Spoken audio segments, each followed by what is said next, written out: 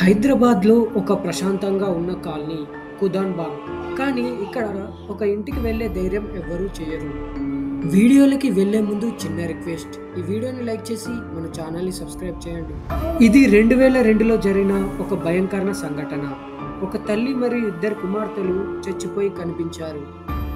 పైగా వాళ్ళు చనిపోయిన తర్వాత కూడా ఆ ఇంట్లో నుండి విచిత్ర శబ్దాలు వచ్చాయి. వాళ్ళు చేతబడి పూజలు చేశారని ఆరోపణలు. ఇంకా ఇంటి పక్కన వాళ్ళైతే వాళ్ళు నైట్ అంతా ఇంట్లో కోడి రక్తంతో పూజలు చేసేవారు అని చెప్పారు. కొన్ని రోజుల తర్వాత ఆ ఇంటికి చేరిన వాళ్లకు లోపల నుండి ఎవరో మనుషుల శబ్దం చేశారు అనే అనుభవం వచ్చింది. రాత్రివేళ ఆ ఇంటి కిటికీ నుంచి క్యాండిల్స్ వెలుగు కనిపిస్తుందని ఇప్పటికీ కొందరు డ్రైవర్లు చెప్తారు. ఇద్దరు అమాయక కుమార్తెలు ఎందుకు చనిపోయారో కామెంట్ బాక్స్లో తెలియజేయండి. Thank you.